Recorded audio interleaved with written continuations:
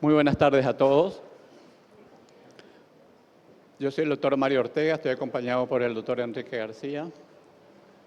Acá llega el doctor Fonjoros, la doctora Giovanna Coronel. Y el tema de hoy, de esta tarde, en las próximas 2 horas, va a ser dolor. Este va a ser un simposio que está dividido en 5 conferencistas, excelentes, todos muy buenos y especialistas en los que van a hablar.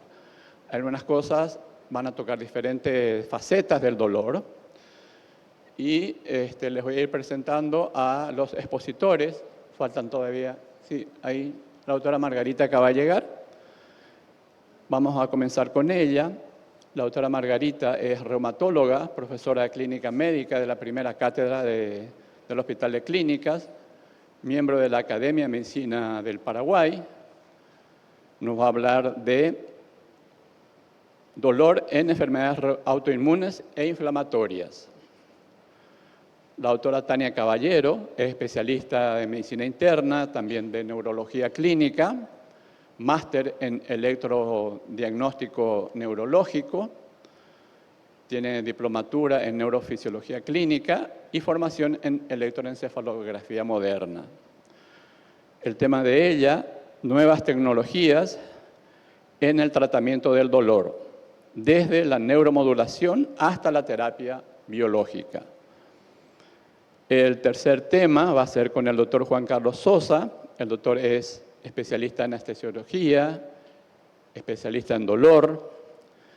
Y el tema de él va a ser abordaje del dolor en pacientes con comorbilidades complejas.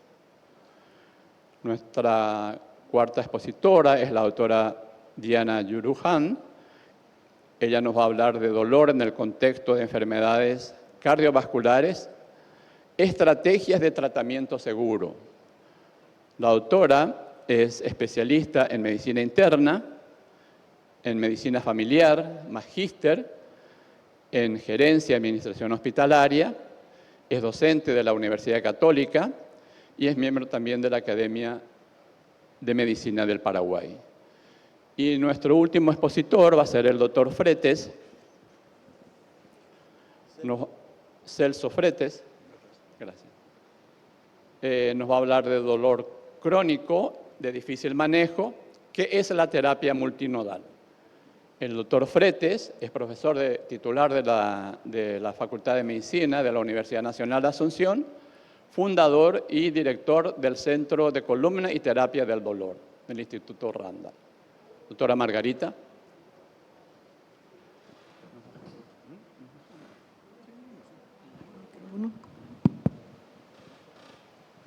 Muy buenas tardes. Puedo quedarme abajo si me dan permiso. Muy buenas tardes. Muchísimas gracias a los organizadores del Congreso por invitarme. Para mí es un honor y realmente un placer poder compartir con ustedes los pacientes que vemos en el día a día, en un tema tan desafiante a pesar de todos los avances como es el tema del dolor, donde cada vez nos encontramos con más soluciones y herramientas, pero con nuevos problemas. En estos 20 minutos voy a tratar de resumir un poco las situaciones que vemos en enfermedades inflamatorias y después aterrizar otra vez en la vida real. Es un poco difícil en 20 minutos, voy a tratar de ir un poco rápido, pero seguramente después en la discusión podemos llegar otra vez a discutir algunas cosas. Bueno, el tema del dolor osteomuscular, nos vamos a centrar en eso, porque los que manejan dolor ven muchísimos tipos de dolor, desde la migraña hasta muchos otros, ¿verdad?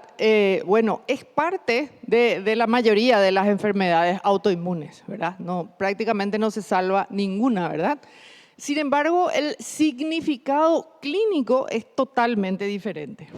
Por ejemplo, en algunas patologías es el problema central. Por ejemplo, en la artritis reumatoide, si bien puede haber compromiso extraarticular, el problema articular es el núcleo, ¿verdad? Lo mismo en la artritis psoriásica o en la espondilitis anquilosante.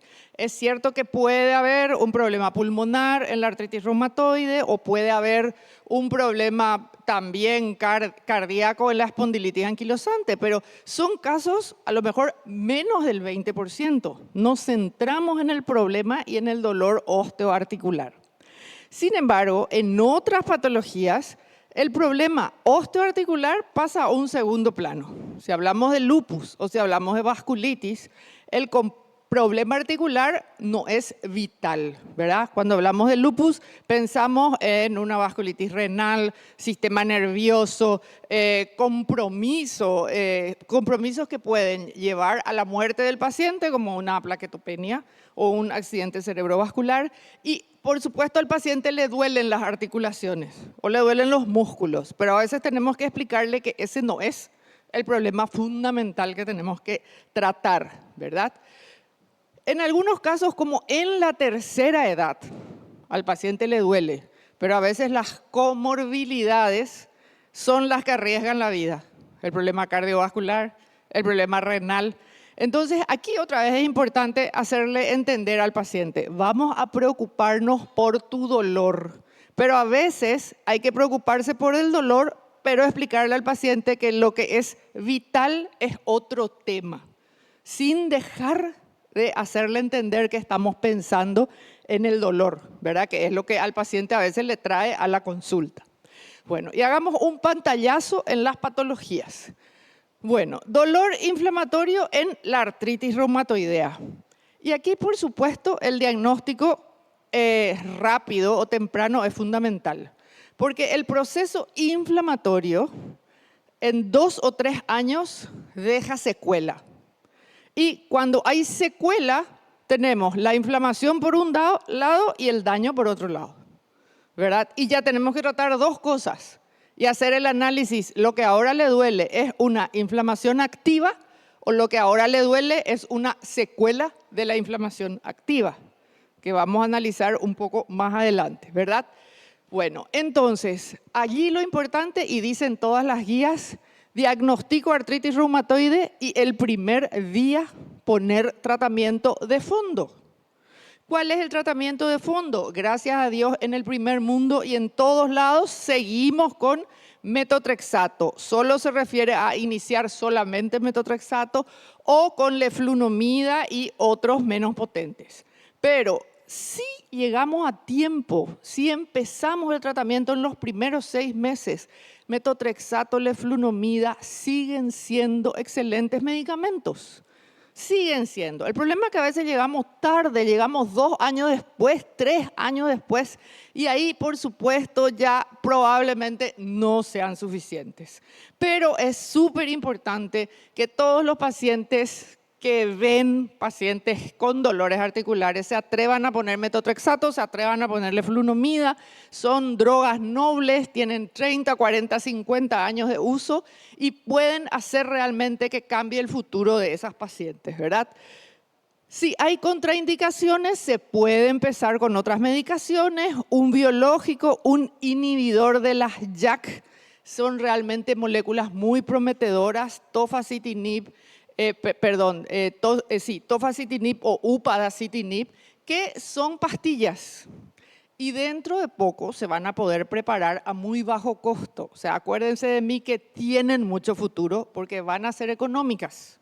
Todavía no perdieron la patente, pero en poco tiempo van a ser económicas y son pastillas. Así que en poco tiempo vamos a hablar más de ellas, ¿verdad?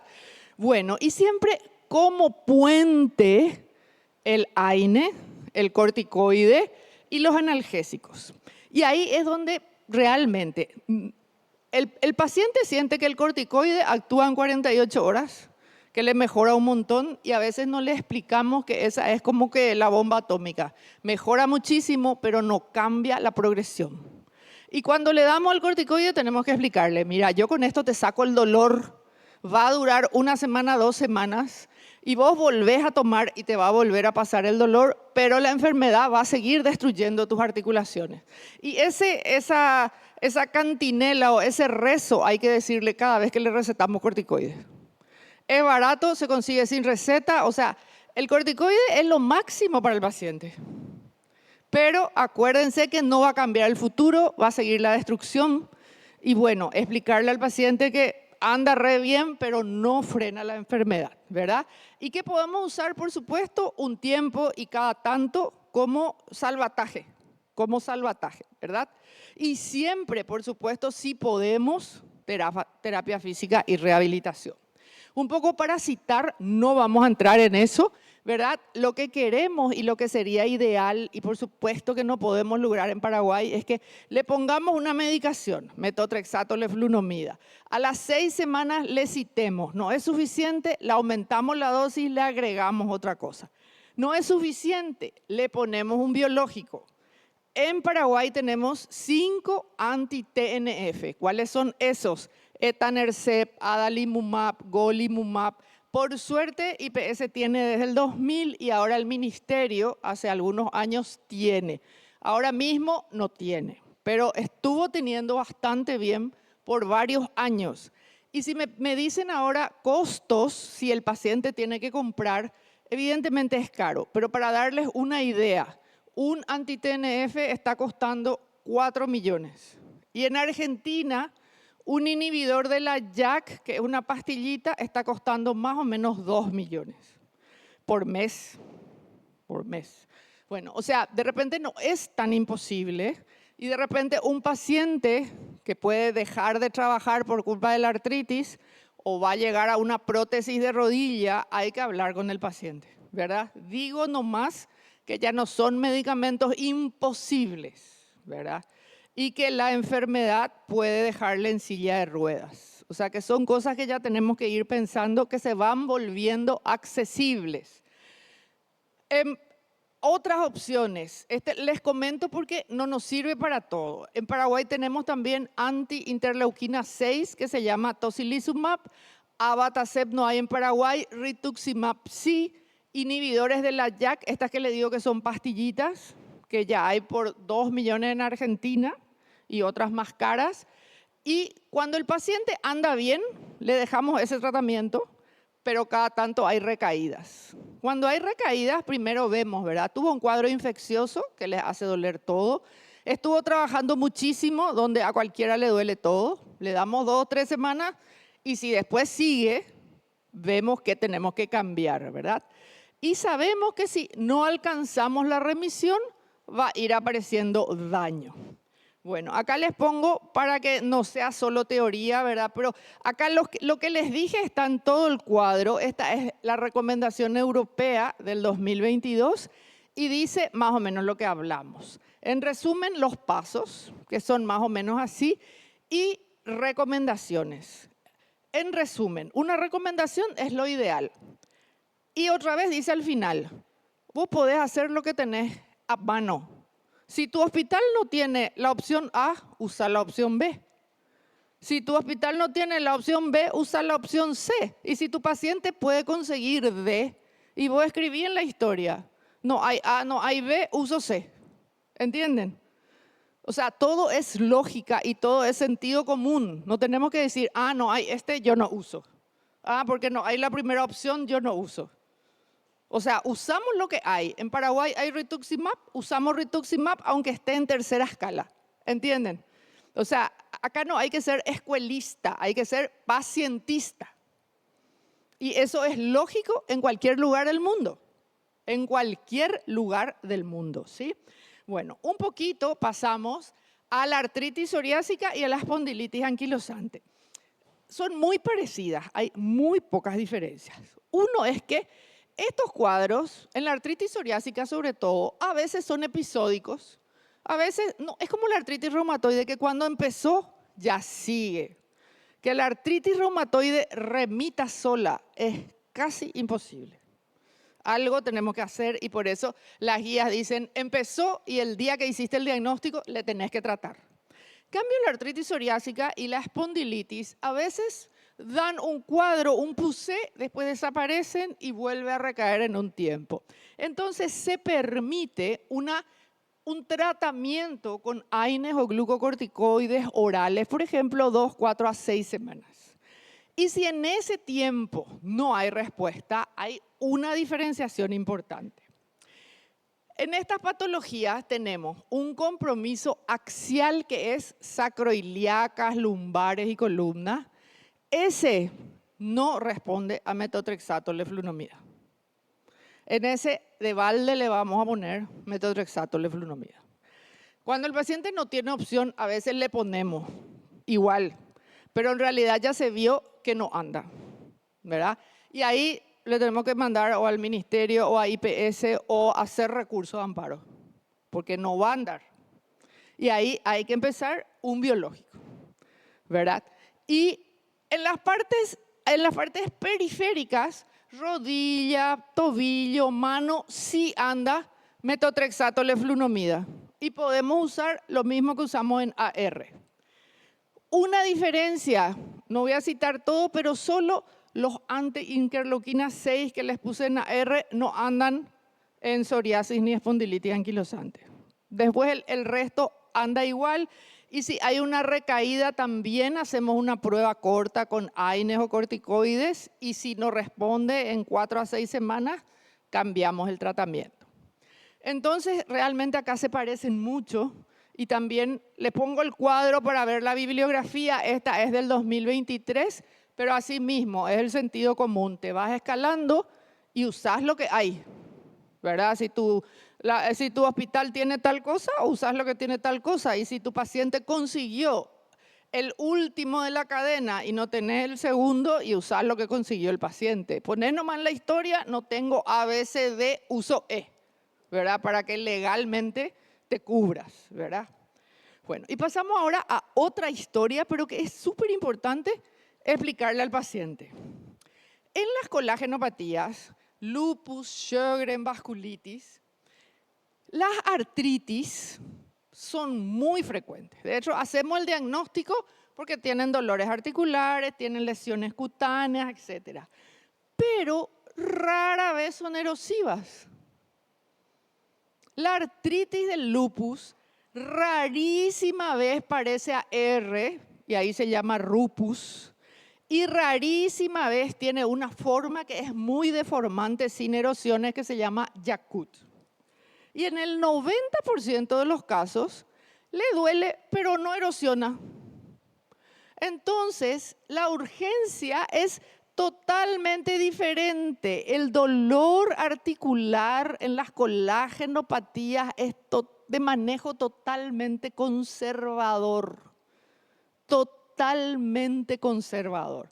Porque sabemos que no le va a erosionar, no le va a deformar, le molesta. Por supuesto, hay que hacerle caso y no le vamos a decir a la paciente, no le hagas caso.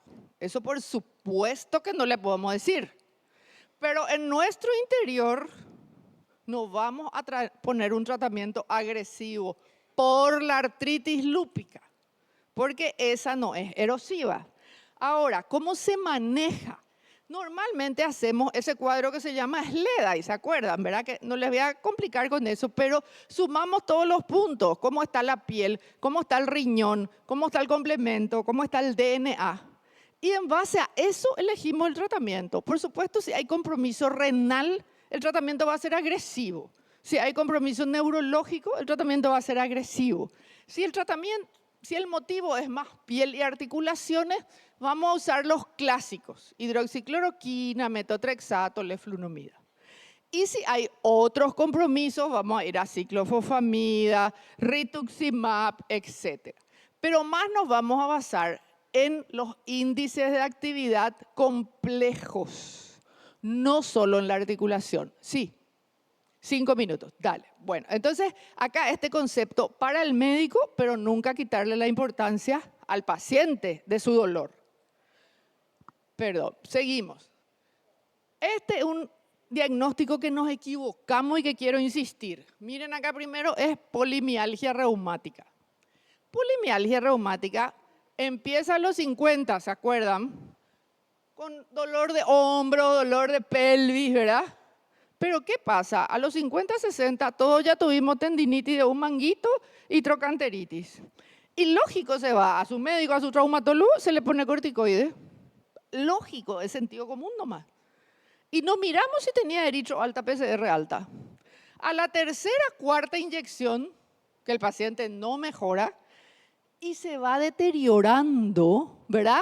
Cada vez más achicado ese pobre anciano y encima si ya tiene 70 polimedicados, ya decimos se está deprimiendo. Y con una inyección de corticoide bajan los reactantes de fase aguda por 2 o 3 semanas. Entonces, pensemos cuando va teniendo una infiltración, otra infiltración, le duele todo, va bajando de peso, que puede ser una polimialgia reumática. Y en la polimialgia no se responde a cortis intermitentes. Eso que le inyecta acá y le inyecta allá no le anda. Hay que ponerle su dosis de cortis y bajar de a poco. Y si no se puede bajar, se agrega metotrexato y lo que mejor va, si hay que hacer un biológico, es un anti-IL-6. ¿Sí? Pero acuérdense de esa persona mayor que ya se infiltró varias veces, que ya le duelen ambos hombros y ambas cinturas pelvianas y se está deteriorando. No siempre es todo tendinitis del manguito y trocanteritis. Y una cosa que yo creo que no olvidamos luego y le dejamos sufriendo es la condro. La condrocalcinosis, después le voy a mostrar estadísticas. Fíjense, esta es la clásica, ¿verdad? Calcificación de la rodilla, ¿verdad? Después, a veces vemos toda la calcificación, pero no buscamos el bordecito. Después en la muñeca, en el tobillo. Y fíjense en la mano, lo típico es la risartrosis, pero en la condro se afecta la segunda y la tercera metacarpofalángica. Y fíjense esta parte. En Italia, 7% tiene condrocalcinosis sintomática versus 0,5% artritis reumatoide y 0,05% lupus. Busquen en sus historias cuánto diagnóstico de condrocalcinosis tienen. No tenemos. O sea, no estamos viendo. No estamos haciendo el diagnóstico, ¿verdad? Bueno, y estos pacientes, si es como gota, es AINE si la creatinina da, corticoides si es de 10 a 15 días. Pero si es de esa forma que una tras otra tiene crisis o siempre está en crisis, es como AR, metotrexato, leflunomida, hidroxicloroquina y en algunos casos tenemos que ponerle un poquito de corticoide de base y estos tratamientos. Y para terminar, cuadro de la vida real, porque acá separamos todo, ¿verdad?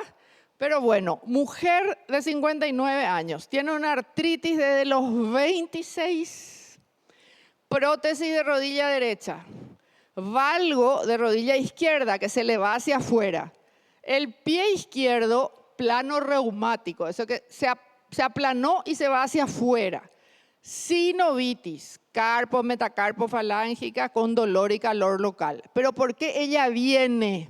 Por dolor lumbar que le irradia la pierna derecha. Bueno, entonces, vamos a resumir. Tiene una artritis reumatoide, tiene una lumbociática izquierda, casi seguro que tiene osteoporosis y acuñamiento vertebral. ¿Y será que tiene fibromialgia? ¿Qué osadía diagnosticarle fibromialgia a esta pobre señora que sufre de los 26, ¿verdad? A mí me daría vergüenza. Esta es la vida real. Muchísimas gracias.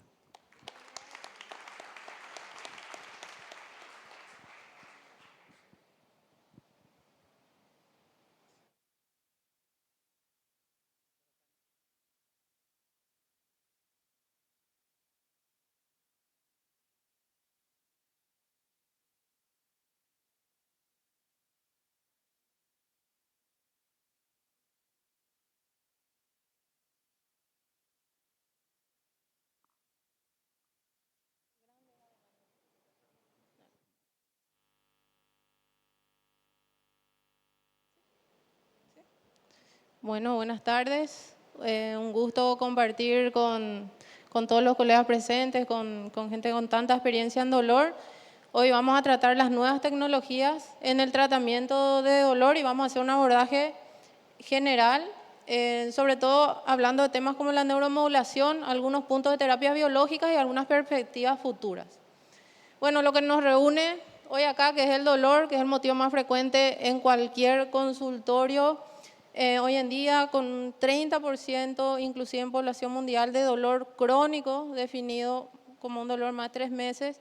Dentro de este grupo con dolor, hasta un 10% de estas personas tienen un dolor de alto impacto, que es aquel dolor que le impide siquiera tener una vida rutinaria normal. Ni siquiera estamos hablando de aspectos laborales. Si bien sabemos que el puntero funciona, disculpe, ¿sí? No. Ok. Que también tiene repercusiones personales en sus actividades diarias, en empleo y salud mental. Y este punto de salud mental, sabemos que con sus... Ok. Con las comorbilidades que implica, porque estamos hablando de trastornos de ansiedad generalizada, trastornos de sueño, trastornos depresivos, y esto realmente tiene un alto impacto en su vida personal, laboral, y también el dolor tiene impacto en la salud pública de forma directa por el uso de los recursos de salud, la necesidad de polimedicación, etcétera. Por ende, realmente estamos en un momento donde hay una urgencia realmente de los abordajes innovadores más allá de las terapias convencionales conocidas. Y cuando hablamos de por qué necesitamos pensar en nuevos abordajes, también nos referimos a qué tenemos hoy en día disponibles. A nivel farmacológico, tenemos bastante grupos farmacológicos disponibles con sus beneficios y sus efectos secundarios correspondientes. Sabemos que también hay una dosis dependencia a la respuesta, así como hay una respuesta en relación a la tolerancia del paciente. También sabemos que los fármacos necesitan de adherencia muchas veces, y la falta de adherencia, que es una realidad en la terapéutica diaria, tiene múltiples factores de vuelta. Tiene que ver con el recurso socioeconómico de aquella persona que necesita comprar su fármaco de forma crónica, el acceso a los servicios de salud, etcétera. Y por otro lado, sabemos también hoy en día que todos los dolores tienen un mecanismo fisiopatológico diferente. Tenemos dolores nociceptivos, neuropáticos, y la última clasificación, que es el nociplástico, que habla de las cualidades del dolor. Y sabemos, como bien citaba la colega previamente, que pueden coexistir mecanismos fisiopatológicos en una misma persona.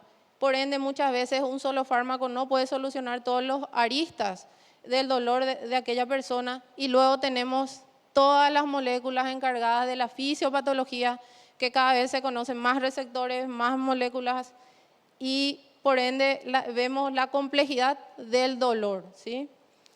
Y también sabemos que para sentir dolor no solamente tenemos todo este abordaje fisiopatológico, sino también tenemos el aspecto genético de la percepción del dolor, ya que la presencia de algunas mutaciones o algunos aspectos epigenéticos en la traducción de ciertas proteínas, que es individual, puede repercutir en cómo esa persona percibe el dolor, inclusive puede repercutir en cómo responde a ciertos tratamientos.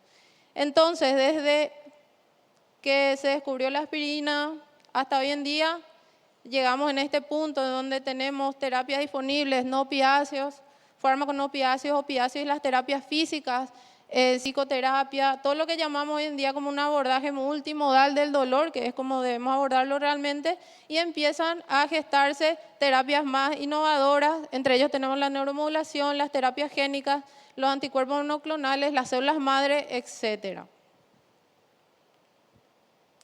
Entonces, la evidencia actual de los mecanismos del dolor, como bien vimos previamente, exigen integrar nuevas estrategias, pero que tengan, por supuesto, una base fisiopatológica para que esto funcione y que tenga evidencia clínica emergente, ¿sí? Y en ese sentido vamos a introducirnos hacia nuevas terapias como la neuromodulación.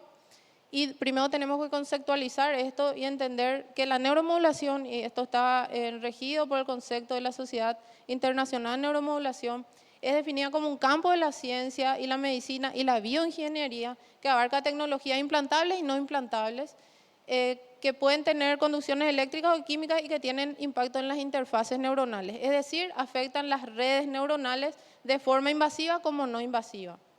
Hoy en día tenemos disponibles todas estas terapias de neuromodulación, algunas son invasivas como los implantes medulares, etcétera. La característica entre todas sería que son más específicas, es decir, generalmente están dirigidas a ciertas áreas anatómicas, son en general continuas, sobre todo las invasivas, porque no requiere de un horario y no se puede manipular, y son altamente reversibles, ¿ok? Perdón.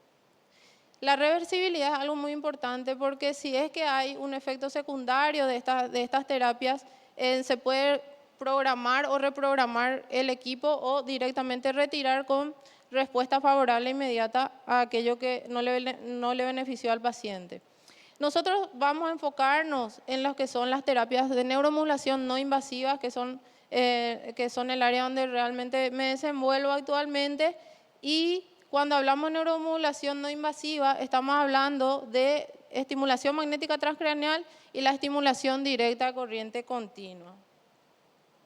Para entender por qué estos equipamientos funcionan, ¿sí? Porque si no, como todo muy subjetivo, tenemos que darle una base neurofisiológica realmente. Y uno de los primeros conceptos que tenemos que manejar cuando hablamos de neuromodulación es entender que el cerebro tiene una cualidad bastante particular, que es su capacidad de reorganizarse. Es decir, existe hoy en neurociencia lo que conocemos como los fenómenos de plasticidad neuronal, ¿sí? Estos fenómenos de plasticidad neuronal es la capacidad de reorganizarse no solamente en funcionamiento, sino en estructura. El cerebro se modifica en sí mismo por diversos mecanismos y esto básicamente ocurre a nivel molecular y a nivel celular. Es interesante entender que a nivel celular implica que yo puedo, con un estímulo repetitivo, generar nuevas conexiones, ¿sí? O reforzar conexiones que ya tengo, o reforzar conexiones que estén debilitadas. Y eso es lo que realmente es la base de la neurociencia y la neurorehabilitación. Porque la memoria y todo lo que nosotros practicamos y lo que hacemos en terapia física, que es hacer actividades repetidas, está tratando de reforzar una red neuronal específica gracias a este concepto de la plasticidad. Entonces, si nosotros sabemos que existe esta cualidad plástica del cerebro, ¿cómo nosotros trasladamos esto al dolor? En los fenómenos dolorosos y sobre todo en los fenómenos dolorosos crónicos. ¿Por qué existe el dolor crónico? Porque el cerebro y el sistema nervioso en general, central y periférico, usa esta plasticidad pero de forma mal adaptativa. Es decir, el fenómeno repetitivo, en este caso del dolor, y eso genera fenómenos plásticos, es decir, cambios a nivel periférico y a nivel central. A nivel periférico, lo que hace es modificar los nociceptores. Nosotros sabemos que los nociceptores son las terminaciones nerviosas libres y cuando hay un daño tisular hay un aumento de los procesos inflamatorios periféricos y esto hace que se modifiquen los umbrales de respuesta a estos receptores.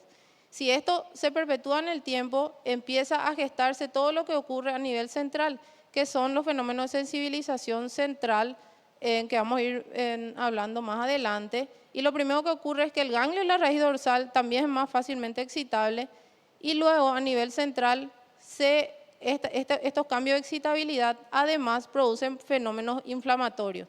Y estos fenómenos inflamatorios, y que son la base de terapias como las terapias monoclonales también, lo que hace es una activación de la parte glial del sistema nervioso, tanto de la microglía.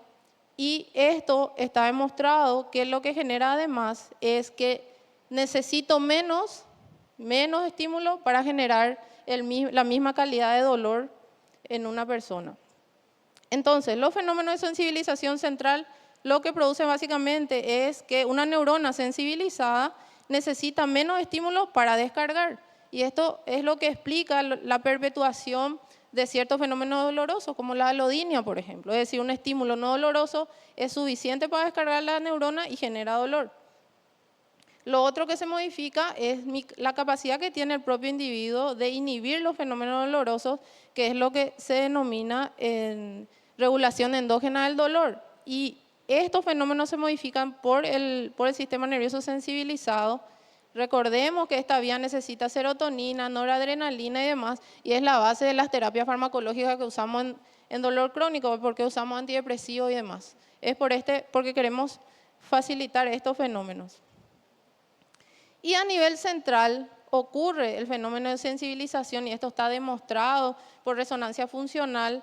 Si nosotros vemos, este es un individuo control sano que solamente está sosteniendo un peso, y este es un paciente con diagnóstico de sensibilización central en una entidad que conocemos hoy en día como fibromialgia. Fíjense que el mismo estímulo está activando varias áreas cerebrales Y como ven, las áreas cerebrales relacionadas al dolor no es una sola, sino hay áreas sensoriales como el tálamo y hay áreas cognitivas como la corteza prefrontal, el área motora suplementaria, etc. Todo esto se activa cuando hay un fenómeno doloroso y a estos niveles ocurren los fenómenos de sensibilización y estos fenómenos de sensibilización no solo cambian al cerebro a nivel molecular, sino también su plasticidad y esto está demostrado por resonancia funcional. Entonces, en síntesis, aquel mecanismo plástico que tenemos como un poder, digamos, para rehabilitarnos, en contexto de enfermedad puede generar la enfermedad misma cuando estos cambios plásticos son en realidad mal adaptativos.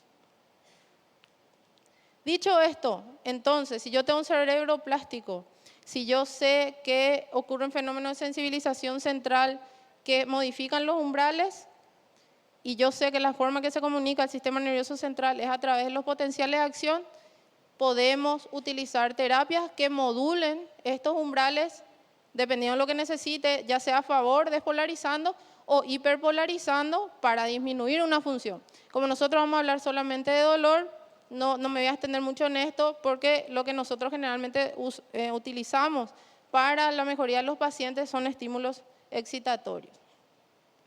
Y todos estos conceptos, cómo yo sé a qué área debo ir, dónde debo estimular, etcétera. Hoy en día, por una rama de la neurociencia denominada conectómica, que también estudia el cerebro de forma tridimensional, con tractografía y resonancia funcional, hoy en día sabemos que si bien hay puertas principales para ciertas funciones en el cerebro, estas puertas principales llevan a otras puertas secundarias. Sí, el cerebro en realidad ya no es este mapa que antes veíamos en la facu y que teníamos solamente el área de lenguaje, solamente el área de memoria. Hoy en día sabemos que estas redes están interconectadas, otras más y otras menos, y esto nos permite a través de un punto de estímulo conectarnos con otras áreas. Dicho esto, entonces, si tenemos todas estas cualidades en el cerebro y tenemos esta plasticidad patológica, ¿cómo podemos modificarlo?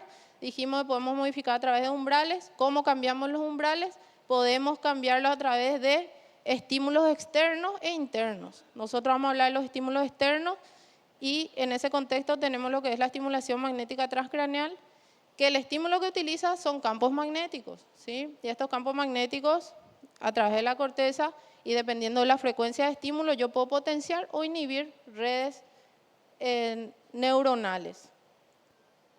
¿Cómo realizamos esto? Sabemos que el estimulador magnético tiene unas bobinas que les voy a mostrar que son similares a estas, ¿sí?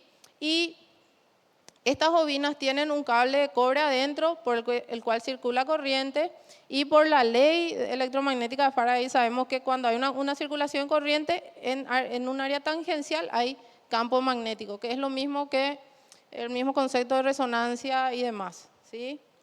Entonces, dependiendo de la forma de la bobina que yo esté utilizando y por el que esté corriendo el campo magnético, yo voy a estimular el cerebro de una u otra forma. Si utilizo bobinas circulares, ustedes pueden ver cómo puedo estimular áreas extensas del cerebro y si utilizo bobinas en esta figura son áreas más focales. Entonces, todo esto que tiene una base física y dependiendo de lo que yo quiero lograr en el paciente y utilizando determinados tipos de bobinas y además utilizando diferentes tipos de frecuencias, yo puedo modular al cerebro. Existen protocolos internacionales para esto. También entender que los umbrales para cada persona son diferentes. Nosotros individualizamos los umbrales. No me puedo extender mucho en esto, pero básicamente no existe una misma descarga, un mismo umbral para cada persona, ¿ok? Eso se va modificando por un umbral denominado umbral motor. Esto sería, por ejemplo, el sonido, una descarga de alta frecuencia, un estimulador magnético. No sé si se puede. Sí. Es una descarga de 10 Hz de la estimulación magnética. No es dolorosa, no es invasiva, básicamente se siente un cosquilleo. La otra forma de modular el cerebro es a través de un aparatito más pequeño, que es el estimulador transcraneal por corriente directa. Acá sí utilizamos corriente, pero a umbrales bajos, no superiores a 2 miliamperes.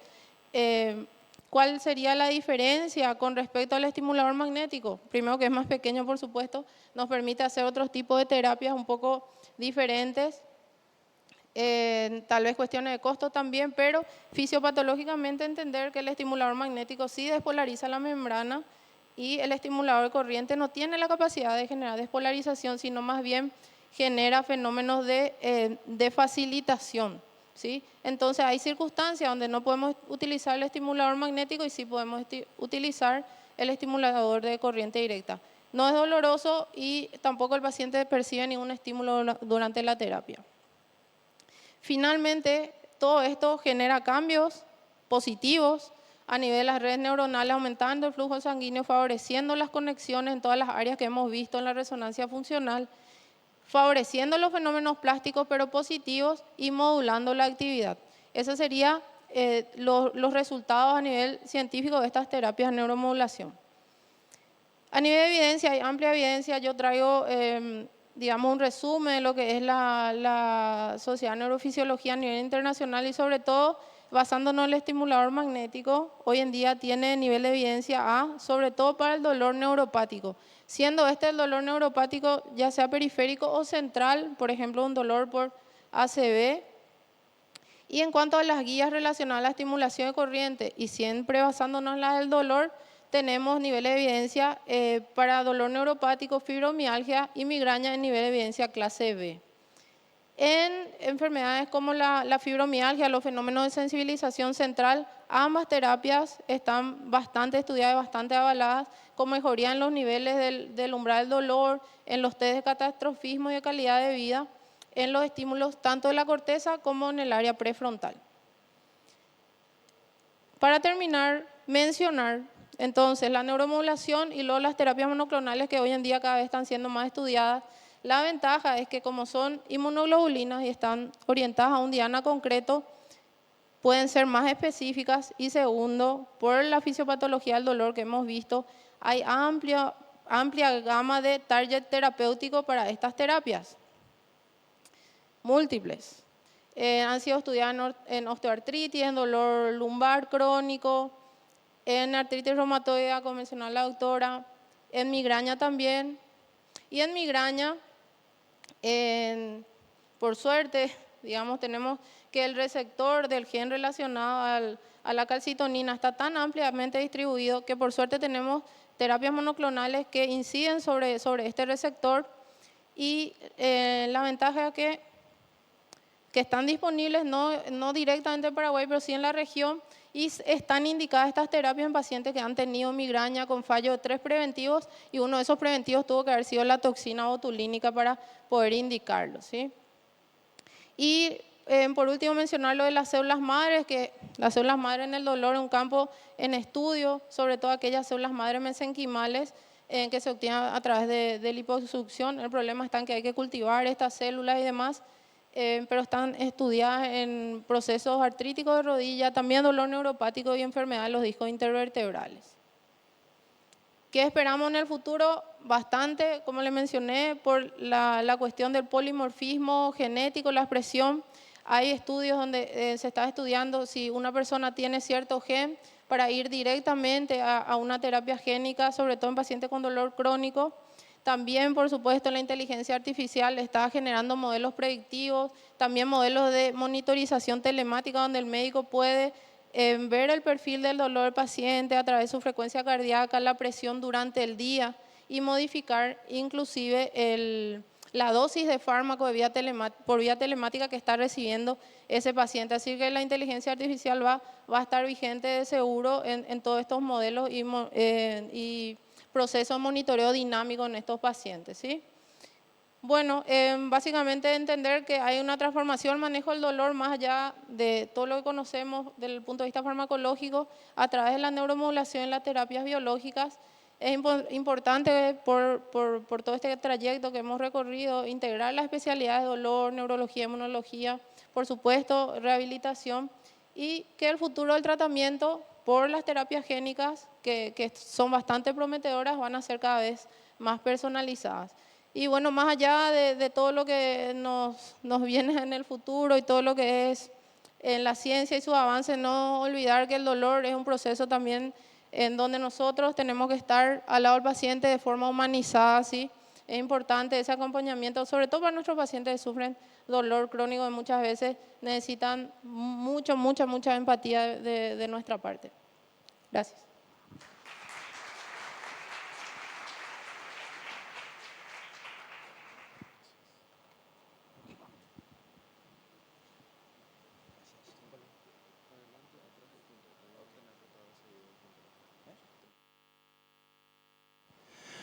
Buenas tardes. Espero que no le esté dando sueño después del almuerzo. Mi nombre es Juan Carlos Sosa, soy anestesiólogo, hago la parte de dolor como plan de jubilación, pero realmente me encanta trabajar con los colegas, me encanta trabajar con los pacientes y esa es una parte en la anestesia que prácticamente no teníamos, ¿verdad? Nosotros le dormíamos, le metíamos el tubo, le despertábamos y a su pieza y nunca más le veíamos. Entonces la clínica del dolor realmente me dio la oportunidad de acercarme mucho más y pasar un poco a la parte más humana de la medicina. Entonces, hoy yo les voy a hablar de 4 casos de pacientes bollos, ¿verdad? Lastimosamente, estos bollos ya vienen desahuciados, ya vienen después de años y años, muchos especialistas que le vieron y que no pudieron conseguir una solución, ¿verdad? Entonces, no tengo nada que declarar, no tengo ningún conflicto de interés. Sí, me encantaría tener alguna de estas maquinitas que le voy a mostrar después, ¿verdad? Le puse ya en la lista de deseos para Papá Noel. Y lo que sabemos hoy, es un poco repasando ya las previas presentaciones, la prevalencia del dolor crónico, que hay un estudio publicado en 2019. Creo que se hizo con una población muy pequeña nomás, pero que estimaba que más o menos la prevalencia en Paraguay es de aproximadamente 40%. O sea, eso quiere decir que casi la mitad de los pacientes que llegaron al sanatorio específico de este estudio se autopercibían con dolor crónico. Los números reales son en torno al 20%, o sea, 1,5 millones de habitantes caminan por ahí con algún tipo de síndrome de dolor crónico. Eso es súper importante, ¿verdad? Las comorbilidades, tanto sean causa del dolor o como consecuencia del dolor, entre ellos la depresión y la ansiedad, está súper estudiado que los síndromes dolorosos crónicos están relacionados en un 46% con depresión, con ansiedad. Vienen pacientes con realmente muchos problemas, tanto a nivel familiar, a nivel personal. Es una enfermedad muy discapacitante, ¿verdad? Y la polifarmacia, ¿verdad? Que está... vienen de un especialista, le ponen unos medicamentos, luego va a otro, le ponen más medicamentos, más pastillas, y esa es la historia natural de los pacientes de clínica del dolor, ¿verdad? Polifarmacia está definida como más de 5 medicamentos, ¿verdad? Que en Italia el promedio de los pacientes tienen 7 medicamentos, en los Estados Unidos puede llegar hasta 12 medicamentos, entonces tenemos que tener muy en cuenta todos los medicamentos que le estamos poniendo a nuestros pacientes, ¿verdad? ¿Y qué es lo que le vamos a poner cuando vamos a manejar el dolor? Lo más frecuente, los más antiguos, la amitriptilina, tener en cuenta los efectos anticolinérgicos, la sequedad de boca, el estreñimiento, son componentes importantes del tratamiento. La amitriptilina para mí es un medicamento fantástico, que realmente es muy noble, que se usa mucho en el dolor neuropático y es uno de los que más evidencia tiene a favor de su uso, pero hay que usar a dosis bajitas, no más de 25 miligramos por día, y hay que ir escalando de a poquito también, ¿sí? Los gabapentinoides. Yo veo mucho pacientes que vienen con dosis altísimas de gabapentinoides, de 600 miligramos por día, ¿verdad? Y vienen realmente y se sientan, ¿sabes qué? Yo suspendí la pregabalina porque me mareaba tanto que ya no podía pensar, no podía estar ahí. Entonces, hay que tener en cuenta eso cuando estamos haciendo. El escalado de la pregabalina se tiene que hacer por lo menos en un periodo de 2 semanas para llegar a la dosis mínima eficaz, que es 150 miligramos por día. Entonces, eso es súper importante mostrarle cómo se parte la pastilla, cómo va a ir tomando. Hay que tomarse el tiempo de explicarle y de enseñarle eso al paciente. También está asociada con un riesgo de 1,5 veces más de caídas y fracturas de cadera en adultos mayores a 65 años. Eso igual le estamos haciendo más daño que beneficio, ¿verdad? El tramadol, yo sé que el doctor Ortega nunca vio un síndrome serotoninérgico, pero yo sí que lo he visto. En la urgencia se ve, viene el paciente con hipertensión y sudoración y sensación de muerte inminente y no sabe qué pelota le pasa, y hace poquito le empezaron la amitriptilina y ya estaba tomando luego dosis altas de tramadol. Claro, la serotonina está por el cielo y se subdiagnostica mucho esto. Los corticoides, la verdad que en la clínica del dolor ya se está sacando el tema de, o sea, muchos especialistas que hacen intervencionismo en dolor evitan usar los corticoides. Hay reportes de casos clínicos de inyecciones transforaminales a nivel de la columna con corticoides particulados que han dejado secuelas, o sea, han dejado pacientes parapléjicos por una inyección transforaminal con corticoides, por las partículas. Entonces, hoy en día, prácticamente, lo que tenemos para ofrecerle a estos bollazos, si puedes poner el video, por favor, sin el audio, la parte... Mira, un nuevo plato. Esto es de Mario Fajardo, de su página, ¿verdad? Es un amigo nuestro que estuvo por Paraguay ya 2 veces, creo que se quiere mudar. No sé, bueno, en la parte de las técnicas ablativas, tenemos las técnicas ablativas térmicas y las farmacológicas. Lo que se veía en el video era un huevo crudo que se llenó de fenol. El fenol es un medicamento que está disponible hace más de 100 años para el manejo del dolor. Es un medicamento barato, pero lo que no podemos controlar es la cantidad de lesión que hace realmente. Pero se puede inyectar en alícuotas de 0,5 y 1 cc, si podemos llevar bien cerca del nervio con la precisión que nos da la ecografía.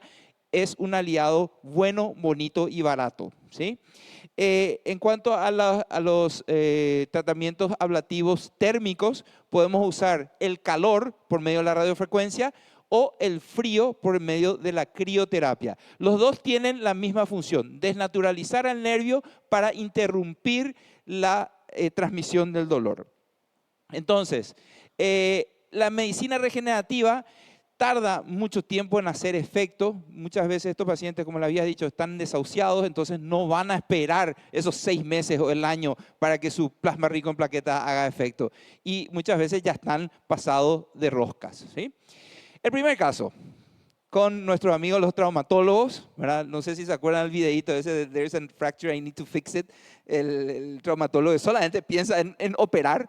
Bueno, esta es nuestra paciente, tiene 82 años, está encamada hace 2 semanas, tiene artrosis en las 2 rodillas y es obesa, tiene diabetes, es hipertensa, tiene una arritmia, tiene una fracción de eyección baja, y 2 traumatólogos que son bastante temerarios, ambos, les vieron y le dijeron: yo no te voy a operar.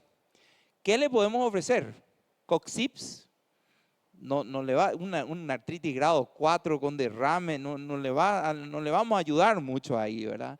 Entonces, podemos hacer radiofrecuencia, ¿sí? De los nervios geniculados. Ahí la pregunta del millón, que hay muchísimo debate a nivel de la comunidad del dolor: ¿cuántas lesiones vamos a hacer?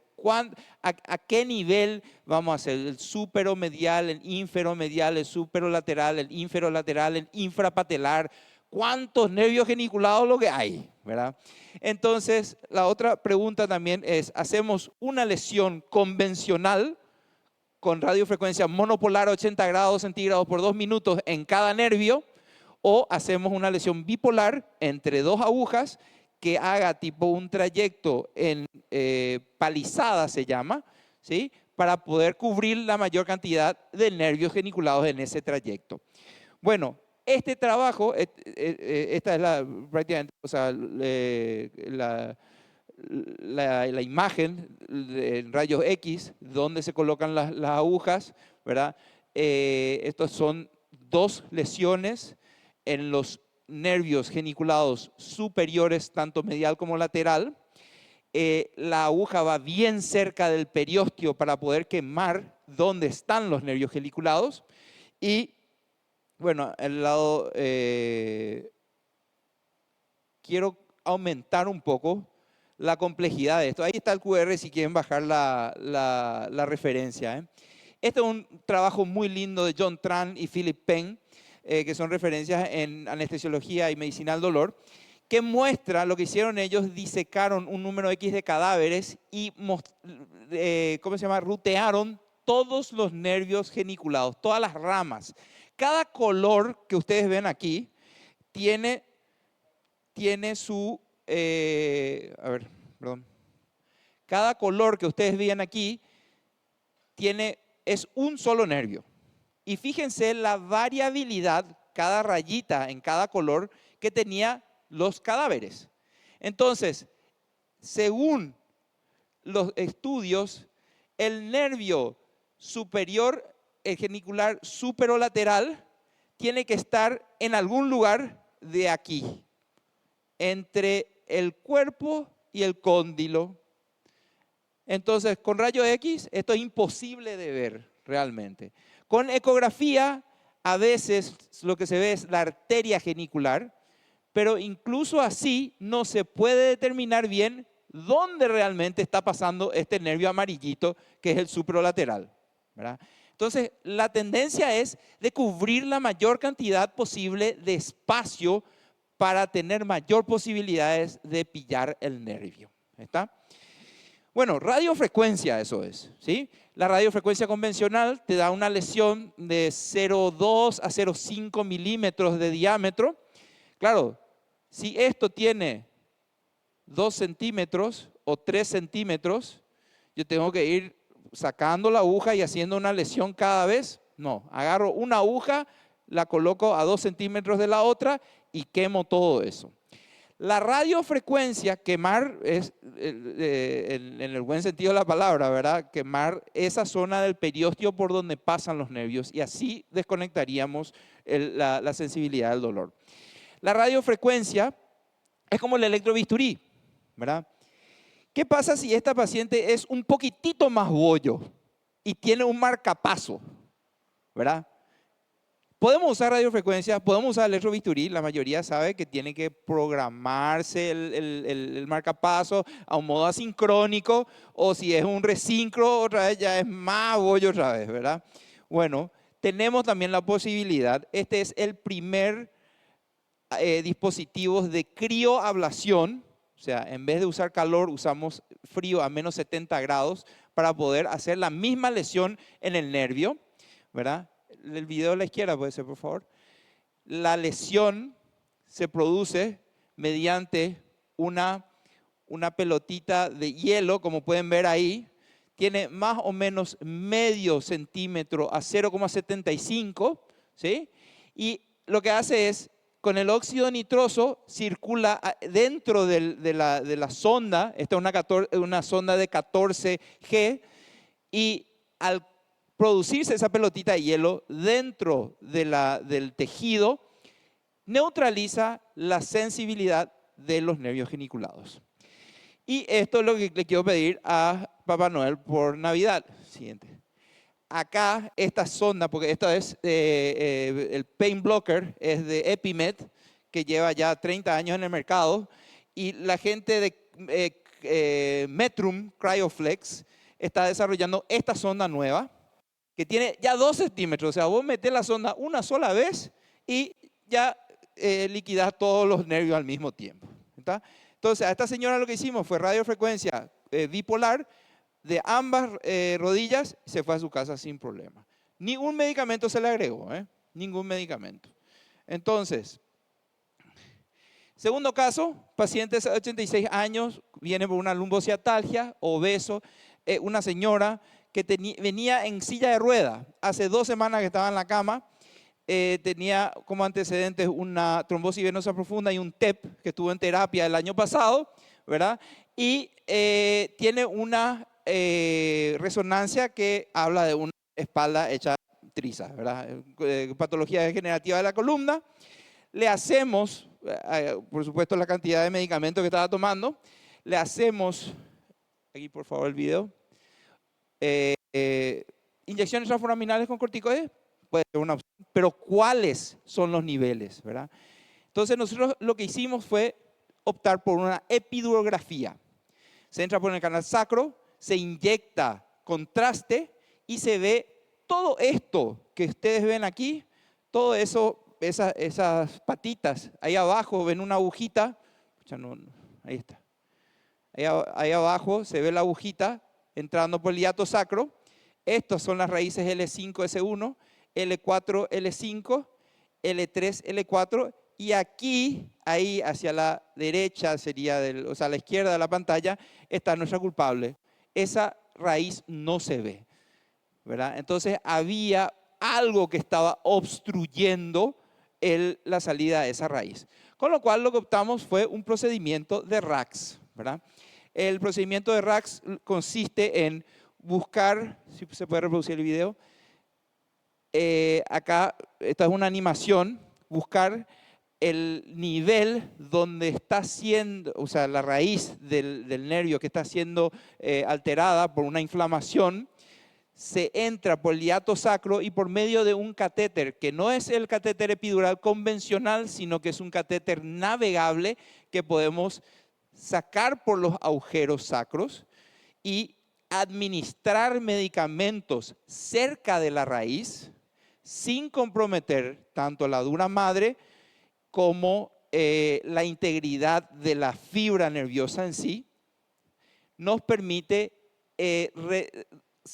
primero diagnosticar cuál es el nivel que estamos queriendo tratar y por medio tanto de la hialuronidasa, diluir la cicatriz y por medio del suero fisiológico hipertónico y un poquitito de dexametasona, reducir la inflamación que hay alrededor de esa raíz, ¿verdad? Entonces es un procedimiento muy interesante que podemos hacer hoy, ¿sí? Mínimamente invasivo, no hace falta cirugía, se hace con sedación, es ambulatorio. Y el único problema con la señora esta es que tenemos que hacerle el puente del Mantixa al Clexane para disminuir las posibilidades de sangrado dentro del canal lumbar, ¿verdad? Entonces, ven cómo ahí se administra la medicación, se diluye la fibrosis, ¿verdad? Se ponen los corticosteroides, ¿verdad? Y eso se puede repetir. A veces se queda con el catéter 3 días, si hace falta, si es que no hubo un alivio suficiente, ¿verdad? Se puede dejar el catéter ahí y repetir una vez por día. ¿Ahí está? El tercer caso, una señora que tiene un solo riñón, su creatinina basal es 1.7, ella consulta por neuralgia del trigémino.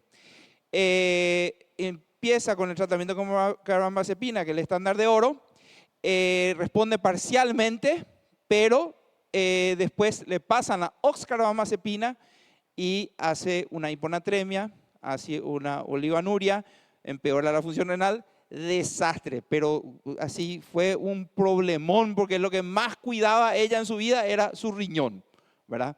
Entonces, ¿qué se hizo con ella?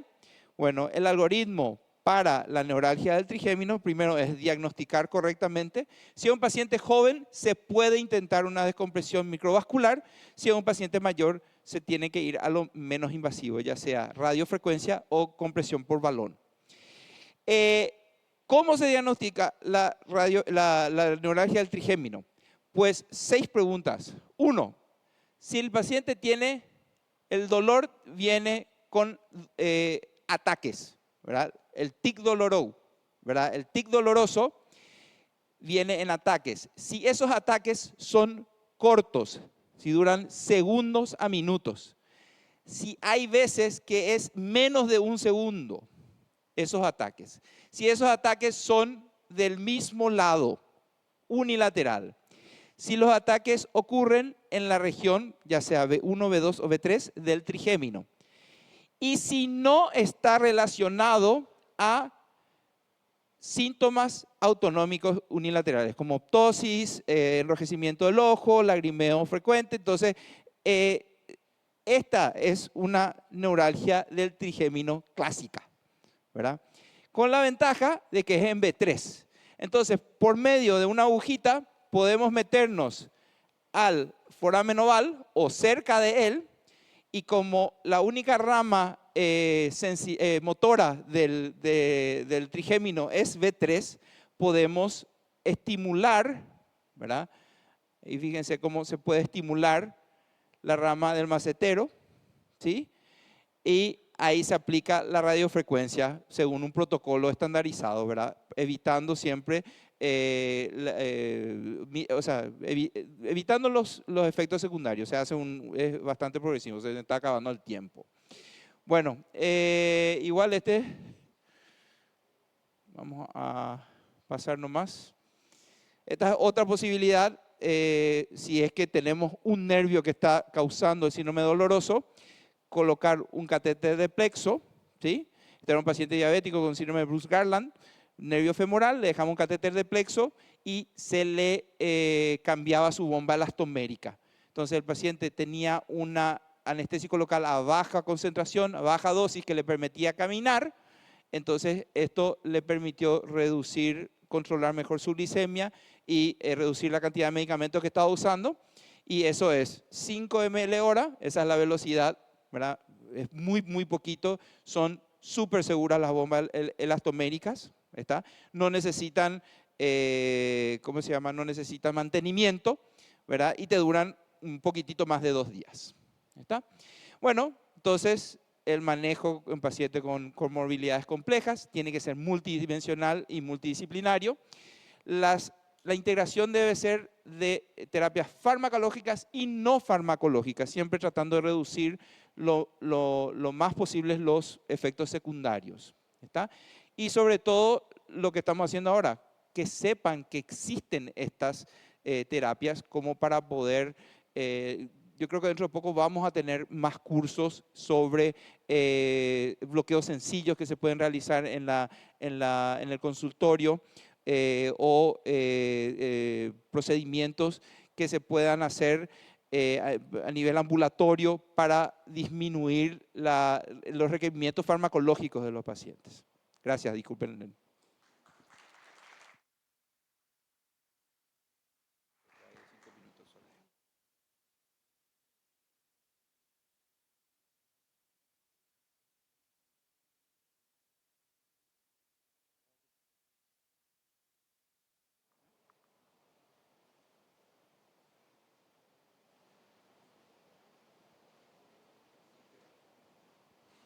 Bueno, buenas tardes. Y creo que yo le voy a hacer marketing a la doctora Caballero y al doctor Sosa con lo que les voy a contar ahora, ¿verdad? Después me agradecen de la forma que... Después me dan la comisión, ¿verdad? O por ahí le pido algo a los Reyes Magos también. Bueno, un cuadro bastante conocido que particularmente me gusta mucho, El Grito de Munch, que fue hecho en la segunda mitad del siglo XIX. Y lo interesante es que tiene varias versiones, no es un solo cuadro, son 5 o 6 conocidos que hizo. Y ese cuadro expresa particularmente, me parece, dolor, a algunos le puede parecer miedo, a algunos le puede parecer susto. Y hay algunas teorías que dicen que no quiere decir nada de eso, sino que es algo más como una rebeldía que está expresando el autor con este cuadro. Pero así como ese cuadro puede estar dándome distintas impresiones, también cuando hablamos nosotros de dolor podemos encontrar en varios idiomas distintas acepciones, y estamos hablando de dolor como una sensación que causa un cierto disconfort, que causa una molestia, que causa incomodidad. Si a cada uno de nosotros le pedimos que describa qué es el dolor, vamos a encontrar distintas definiciones. Y también en el idioma nosotros estamos en ese contexto.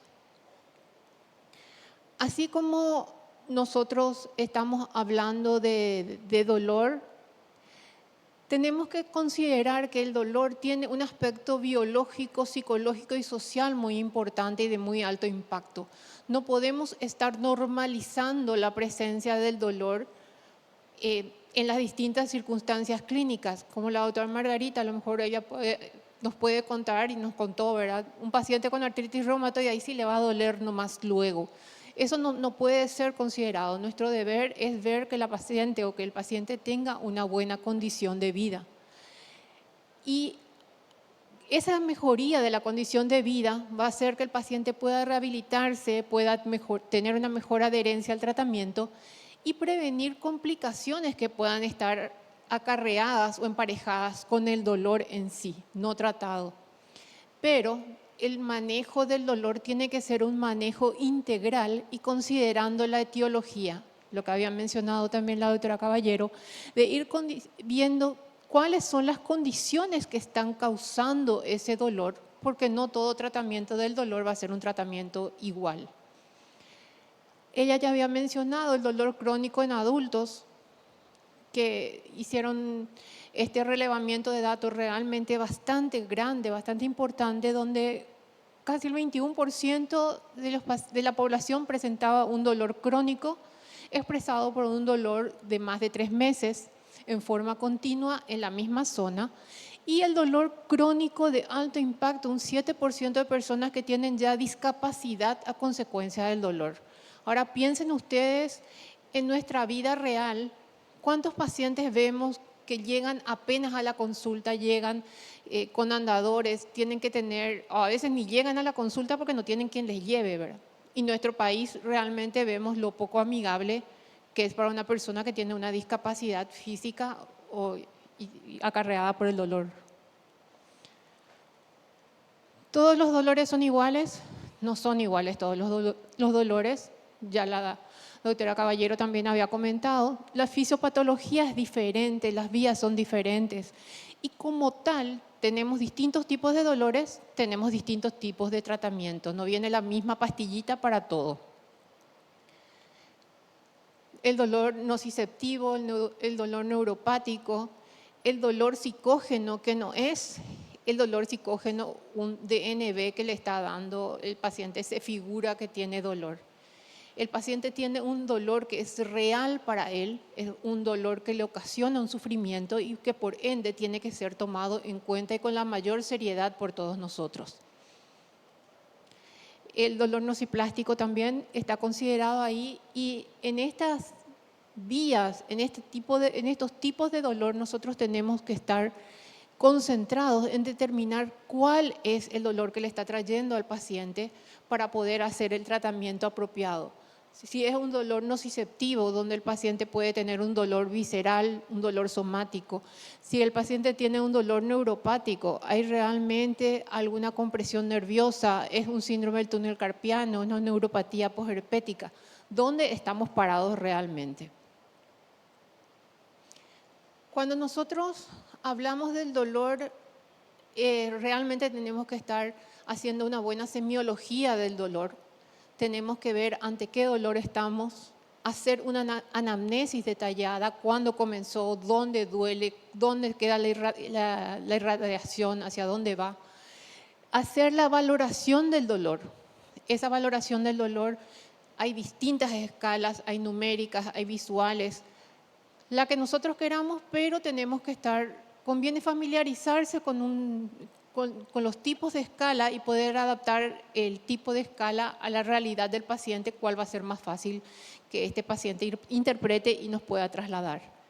El examen físico, y también es importantísimo conocer la evaluación psicosocial del paciente, cuál es la contención que tiene el paciente, cuál es nuestro apoyo dentro de su familia o de su red social, que va a colaborar con nosotros para poder hacerle el tratamiento y un apoyo real y efectivo al paciente.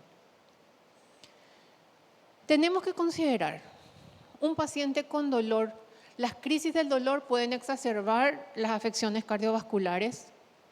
El tratamiento para el dolor puede intervenir con la patología cardiovascular y el dolor en sí puede añadir síntomas al paciente que ya tenía una patología cardiovascular. Esas son nuestras premisas de las cuales vamos a hablar el resto del tiempo. Considerar cuando hablamos de tratamiento para el dolor que tenemos una base que es un tratamiento no farmacológico que está demostrado que tiene sus ventajas, que produce una disminución en escalas, produce una mejoría del confort del paciente y es algo que tenemos que considerar. Ahí tienen ustedes la bibliografía, puede parecer un poco viejita, pero la realidad es que estas circunstancias pueden estar ayudando para mejorar la vida del paciente.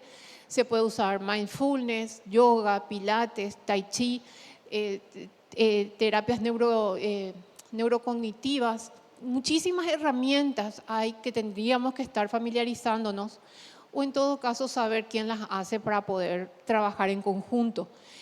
Conocer también el estado espiritual del paciente, cuáles son sus formas de contención, donde él encuentra soporte.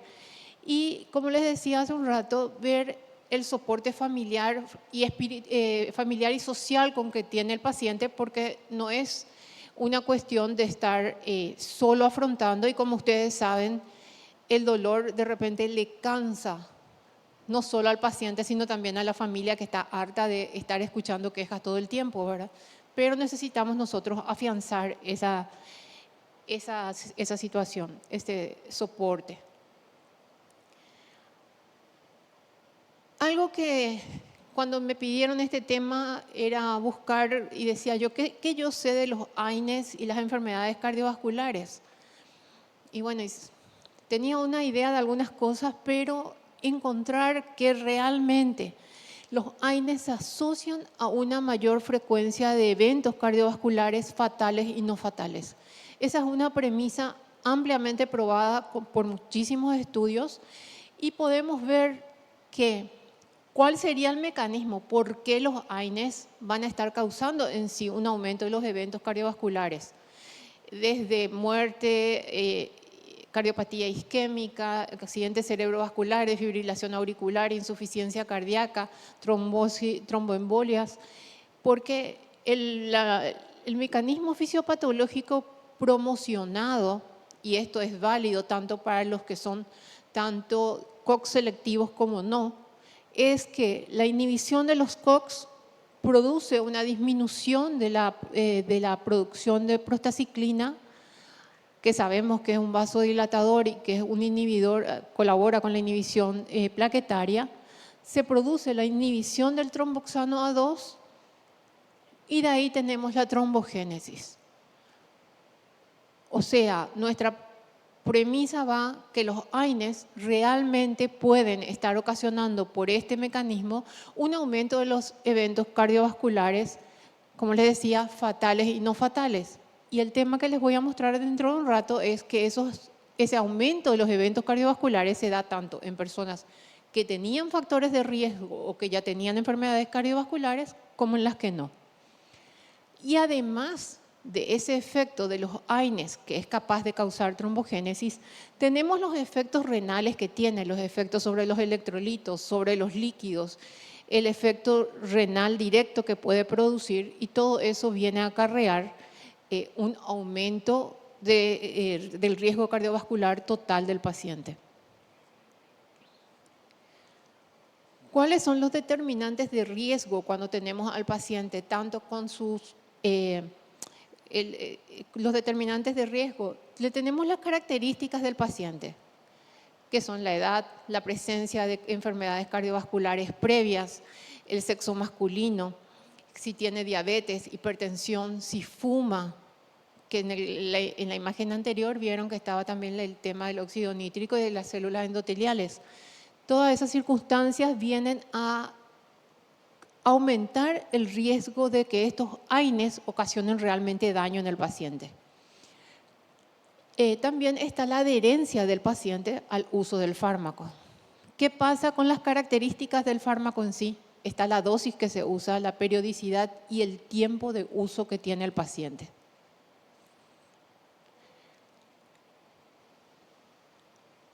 Otra vez, les voy a tratar de convencer de que esto es cierto, de que el aumento del riesgo absoluto es mayor en pacientes con enfermedad cardiovascular establecida debido al mayor riesgo basal que ya posee ese paciente. Hicieron estudios utilizando pacientes con enfermedades inflamatorias, sobre todo, donde de por sí a las enfermedades inflamatorias crónicas se las considera como un factor de riesgo cardiovascular.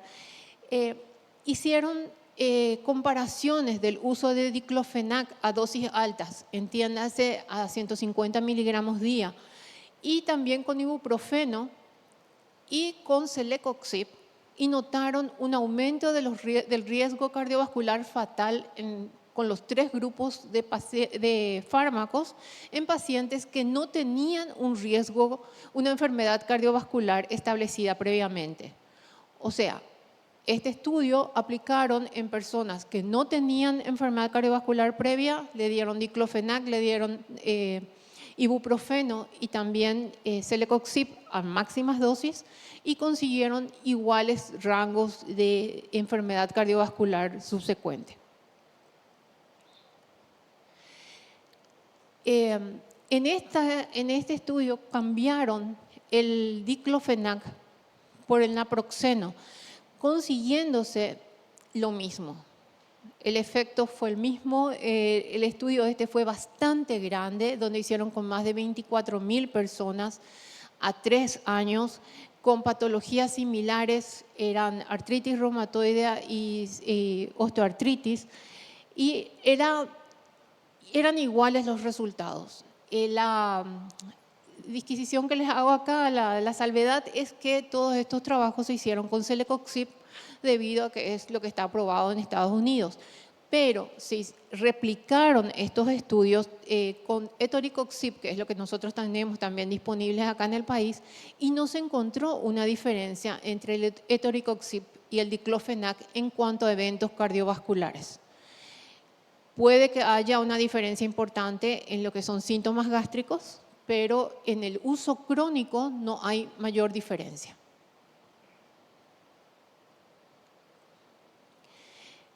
Ahora, en pacientes con una enfermedad cardiovascular ya conocida, lo anterior se hizo con pacientes que no tenían ninguna enfermedad cardiovascular previa.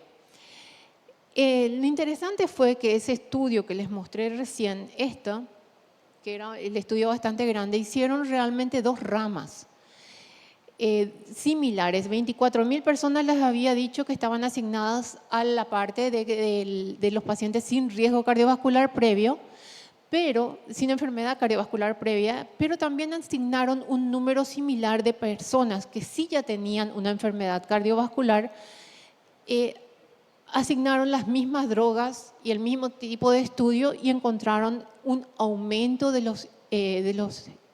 la cardiopatía isquémica relacionada a los AINES en estos pacientes. Utilizaron también celecoxib, usaron naproxeno a una dosis de 500 miligramos 2 veces por día y usaron también el ibuprofeno.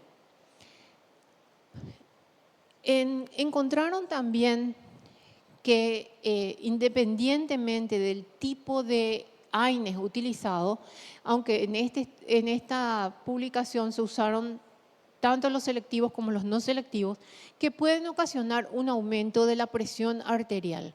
Ese aumento de la presión arterial es independiente de si el paciente ya tenía o no una cifra tensional elevada, pero está demostrado que sí puede producir hipertensión arterial. La circunstancia que los que publicaron esto estaban discutiendo era si se le trataba o no al paciente con antihipertensivos o se le retiraba la medicación. El consenso llegaba a decir que se le trata al paciente en tanto se pueda retirar la medicación, y lo ideal sería utilizar la menor dosis posible de analgesia para que estos pacientes puedan vivir bien pero sin dolor.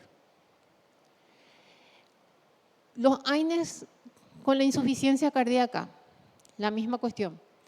Existe una mayor retención de líquidos, mayor retención de sales, lo cual tiende a ocasionar una alteración, a desencadenar cuadros de insuficiencia cardíaca.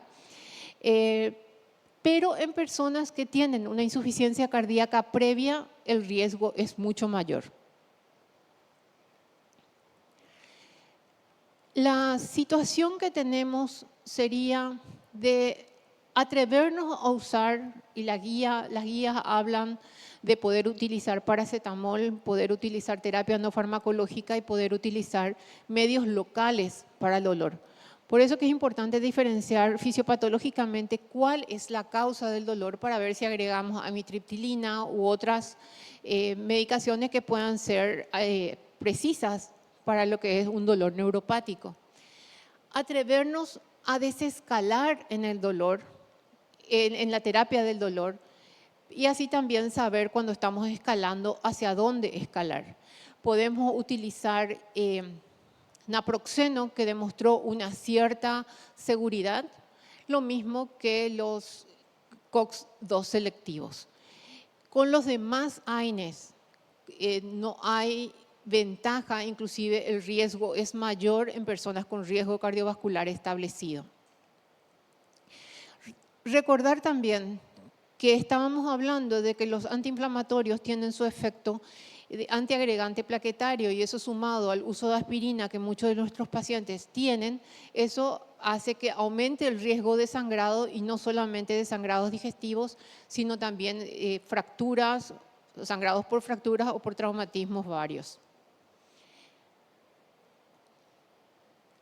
Las recomendaciones que podríamos tener después de esto es el tratamiento apropiado de acuerdo al tipo de dolor. Suprimir de ser posible la causa, considerar las contraindicaciones que nosotros tenemos para el tratamiento del dolor, para la administración de AINES. Por ejemplo, personas que tuvieron recientemente un infarto, personas que tuvieron una cirugía recientemente, no pueden estar utilizando antiinflamatorios. Establecer cuáles son las expectativas del paciente. Como se mencionó, nosotros tenemos que estar cercanos y contarles que realmente su dolor no va a terminar, que el dolor no va a ser suprimido, pero que se puede manejar e ir trabajando en las opciones e ir tratando de obtener una mejoría del dolor con la mínima dosis de AINE posible. Y una situación importantísima es tratar los trastornos del sueño. No es que le voy a sedar al paciente para que se duerma con dolor, sino que ver que el paciente tenga realmente una buena calidad de sueño en esos momentos donde está sin dolor, y eso va a ayudar también a su recuperación y mayor relajación. Y recordar que el tratamiento del dolor es multidisciplinario. Si es necesario, vemos con psicólogos, vemos con terapeutas, vemos con fisioterapeutas, con los doctores acá que nos ayudaron. Y recordar que la sabiduría consiste en saber distinguir la naturaleza del problema y elegir el mal menor. Muchas gracias.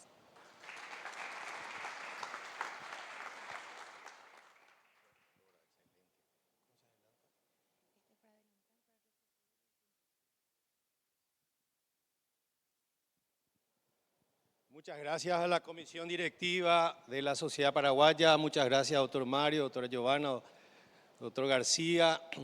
Realmente es un honor poder colaborar y un gusto enorme compartir con una reumatóloga, una clínica, una neuróloga, un anestesiólogo. Me siento cómodo a pesar de ser cirujano y el único cirujano del grupo, así que muchísimas gracias. Voy a tratar de compartir algunos mensajes en estos 20 minutos. Soy neurocirujano, pero me dedico básicamente a columna y a terapia del dolor. No porque elegí, sino porque me fui dejando llevar progresivamente. Voy a hablar de estos puntos. Dolor crónico de difícil manejo. Voy a hablar de enfoque diagnóstico y tratamiento. Y ya hablaron la doctora Diana sobre la terapia multimodal, vos también en una diapositiva. Así que de eso vamos a ir hablando. Para entender de dolor crónico hay que entender de dolor agudo primero. Entonces, vamos a enfocarnos a dolor crónico, generalmente es generalizado, y ya se habló del origen del tipo de dolor. Muchos profesionales le dicen, acostúmbrate a tu dolor, no hay cura, y no le decimos, yo no sé qué ofrecerte y te envío junto a una de las disertantes o a alguien que entienda. No tenemos la humildad suficiente de reconocer nuestro techo. Y es una condena y es criminal ese tipo de actitud. ¿Qué sabemos de dolor crónico? Un poco conceptos de epigenética. ¿Es o no aplicable? Y sin dudas, una falencia en la facultad, en los posgrados, es aprender de genética, aprender de biología y conceptos muy básicos. Y finalmente ir a esto, ¿a qué se refiere lo multimodal? Ya hablaron de esto, del dolor nociplástico. Son personas que tienen dolor de más de 3 meses con los estudios realizados por los profesionales normales, básicamente. No está explicado, no es neuropático, no es diabético, no es una hernia de disco, no es cáncer. No hay una explicación. A eso se le llama dolor nociplástico, que es el principal componente del dolor crónico. Entonces, ¿qué es lo importante en dolor agudo? En dolor agudo es clave porque para que el paciente tenga dolor crónico, el paciente tuvo que haber tenido dolor agudo. ¿Por qué llegan a un dolor crónico? Porque no fueron bien tratados en la fase aguda. ¿De quién es la culpa? ¿El fenotipo del paciente? En absoluto, de los profesionales. Y celebro que en el Congreso de Medicina se le dé este espacio a dolor porque realmente creo que es el dolor agudo el objetivo, pero mundialmente no se establecieron guías de manejo y fue siempre conflictivo el dolor agudo. Entonces, ¿qué pasa en el dolor agudo en la práctica? Le duele el estómago con estudios normales, le duele el hombro con estudios normales. Sin embargo, el dolor agudo es siempre secundario a una causa. Lo que ocurre es que los estudios no detectan la causa. Entonces, es fundamental cuando uno no descubre la causa, decirle al paciente, tenés que estar 3 horas en observación, 4 horas en observación, 24. Tu dolor de hombro puede ser por un infarto y tus estudios son normales. Entonces, seamos obsesivos con el diagnóstico de la causa del dolor agudo. Siempre responde a un mecanismo el dolor agudo, a una causa. Sin embargo, el dolor crónico puede ser primario o secundario. Y no vamos a hablar del secundario. ¿Por qué? Porque el secundario es debido a cáncer, a enfermedades autoinmunes, a diferentes patologías que causan. Sin embargo, aquí está el grave y gran compromiso, el dolor crónico primario. Las escalas dicen después de los 3 meses, otros dicen después de los 6 meses, y tenemos que partir de los 3 meses. Cuando llega el paciente a la consulta, preguntarle, ¿hace cuánto te duele? ¿Hace 6 meses, 9 meses? Y ya es un dolor crónico. ¿Cuál es el gran problema? Que si una o un paciente tiene un dolor agudo y es localizado, como en la diapositiva arriba a la derecha, y no descubrimos la causa y no le tratamos adecuadamente, ¿qué va a pasar? Va a ir aumentando ese proceso y esa sensibilidad y todos los cambios que ocurren en el sistema nervioso. Generalmente el dolor agudo es localizado. Sin embargo, el dolor crónico es generalizado y esa es una de las grandes diferencias, pero no siempre.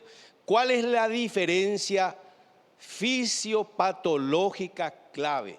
En el dolor agudo hay cascada química del ácido araquidónico, hay liberación de prostaglandinas, liberación de ciclooxigenasas, liberación de fosfolipasas en el dolor agudo.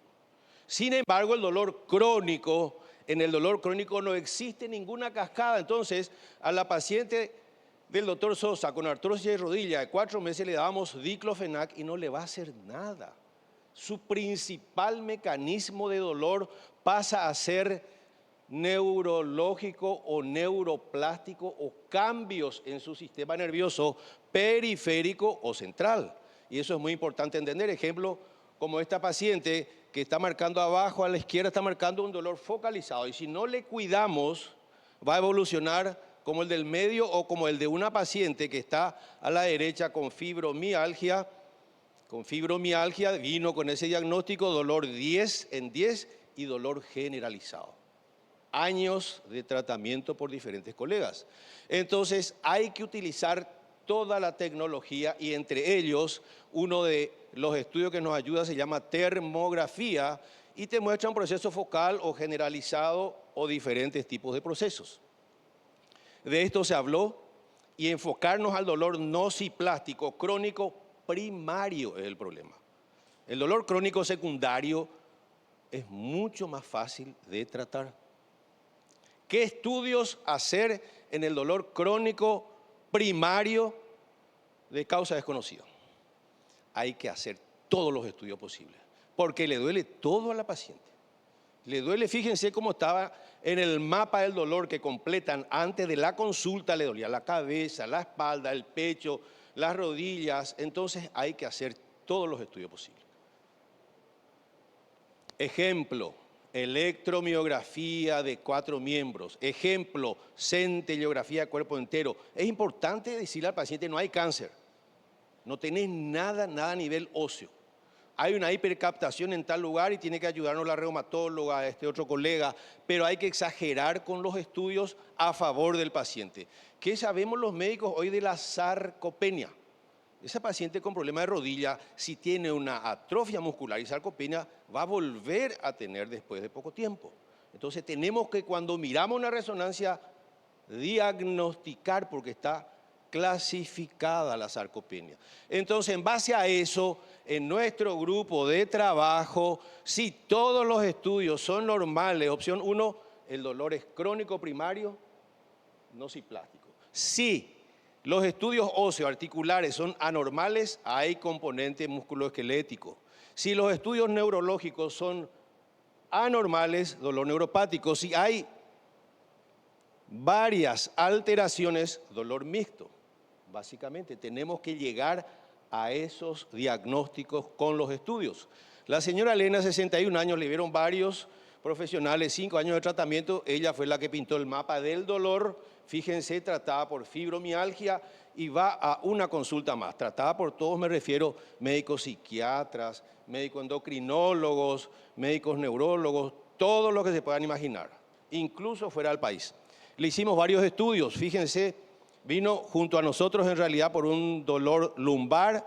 En la electromiografía, y ella refería síntomas de miembros superiores, había lesión radicular. Había nervios raquídeos cervicales lesionados. Aparte de eso tenía lesiones en raíces lumbares, quiere decir que tenía un componente neuropático. En la tomografía de pelvis, signos inflamatorios activos, quiere decir que había dolor musculoesquelético también. En la ecografía, trastornos, como decía la doctora Margarita, ¿quién no tiene?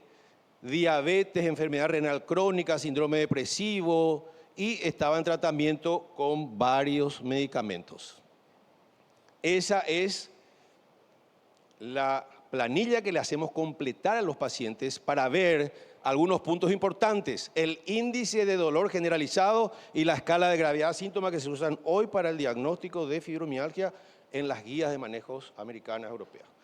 Bien, en la práctica, ¿qué es lo que ocurre? Año 2019, Instituto Randall, hacemos una revisión de pacientes, un estudio retrospectivo observacional, y pacientes que iban para rehabilitación y tenían dolor neuropático radicular comprobado clínicamente, comprobado con electromiograma. Era un 70% de pacientes tratados con antiinflamatorios. 70% no estaban recibiendo la medicación adecuada. Entonces es importante hacer una autocrítica, una autoevaluación, porque evidentemente al 100% de pacientes con dolor neuropático hay que darle medicación antineurítica y no AINES, porque eso sirve para el dolor musculoesquelético. Totalmente es incorrecto, se llama tratamiento clínico fallido. ¿Qué hicimos con este otro grupo de pacientes que estamos siguiendo hace 5 años? Tratados con intervencionismo en columna lumbar, hernias de disco, dolor neuropático, compresivo, no compresivo. 250 pacientes que le estamos siguiendo con varios índices o escalas. Pacientes con dolor importante, severo, y fíjense, casi el 60% de pacientes tenían entre 3 o más de 6 meses de evolución. Entonces es mucho más difícil y hay que hablar muy bien. Estos pacientes no se van a curar con una cirugía de columna, no se van a curar con una infiltración, porque ya tienen muchos cambios neurológicos. Entonces, vamos a avanzar. De tratamiento, ¿qué dicen los alemanes con respecto al tratamiento? Decían recién la doctora Diana, tenemos que ser realistas. Dolor neuropático crónico. ¿Qué significa eso? Ellos dicen, disminuir el dolor por lo menos 30%, más del 30%, no se le va a aliviar ni 100 ni 90 a un paciente con dolor crónico. Por lo menos 30 o más por ciento. Vamos por buen camino. ¿Qué más? Mejorar la calidad del sueño. Es fundamental el sueño. El pico de la hormona de crecimiento que hay que medir en una pasantía hace reciente que estuve en el extranjero, medían hormona de crecimiento en adultos. Yo decía, pero esto es absurdo. Me puse a estudiar fisiología. El pico es a la noche, a la madrugada. ¿Qué hace la hormona de crecimiento en una persona que ya no crecemos? Reparación de tejidos. ¿Cómo se va a curar una escara? Con hormonas, y le hacen intravenoso inclusive en centros americanos número 1.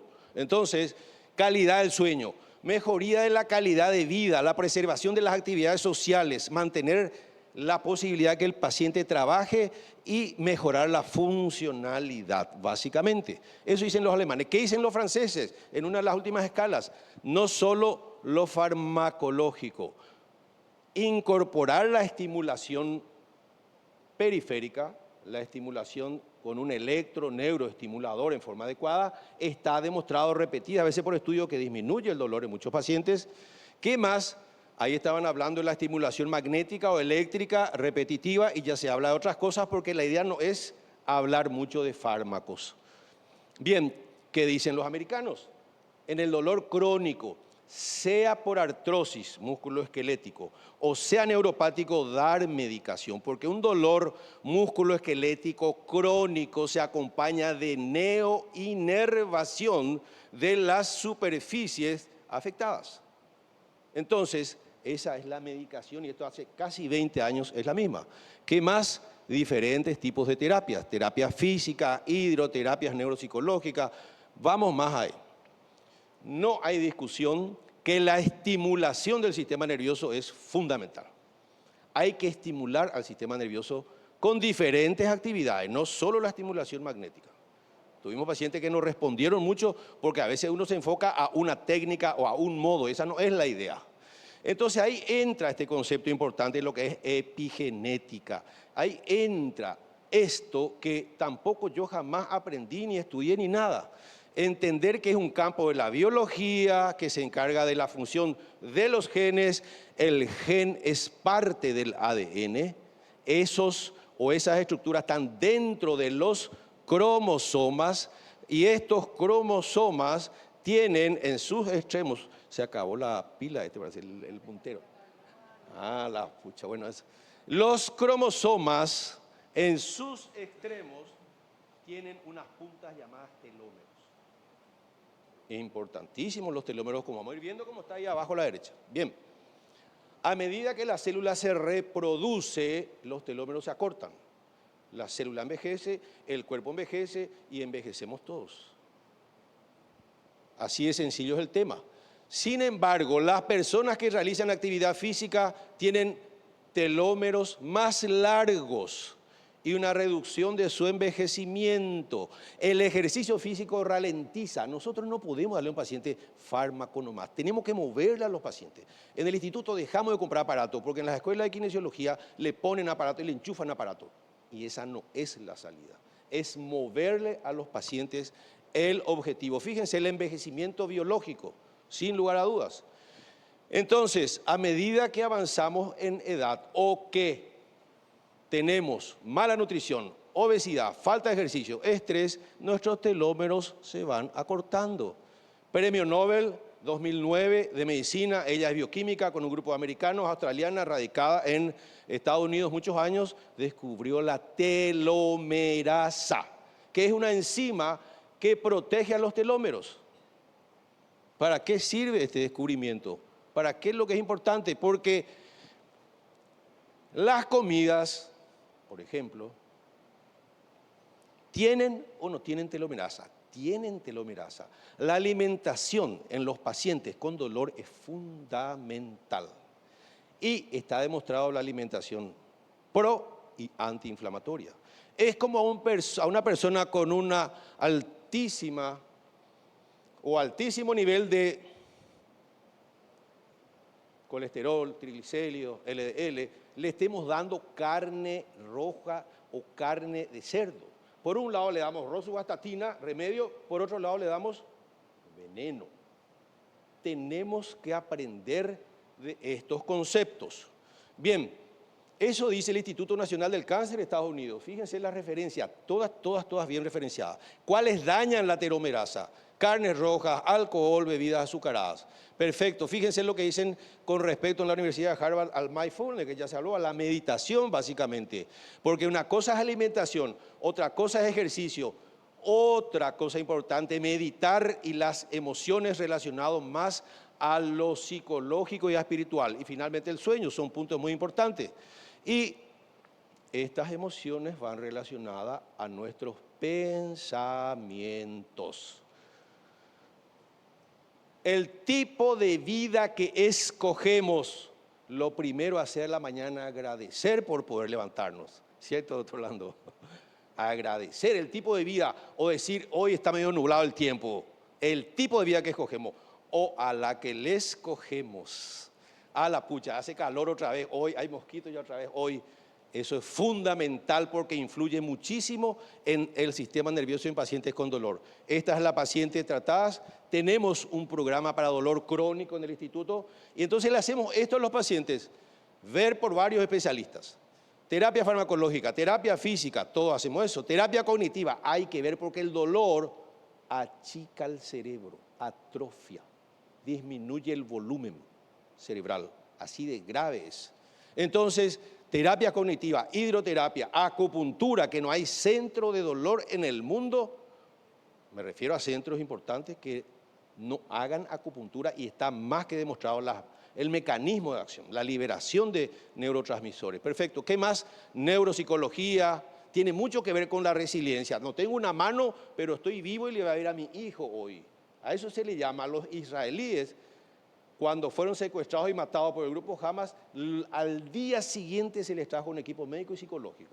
¿Por qué tienen tanta capacidad de superación? Por la resiliencia. Hacia ahí hay que ir. Terapia ocupacional, algo tiene que hacer o tienen que hacer los pacientes. Alimentación muy relacionada a la epigenética. El sueño. Durante el sueño, aparte del tema de hormona de crecimiento, se activa lo llamado sistema linfático. Durante el sueño, el cerebro drena sustancias que se deben eliminar.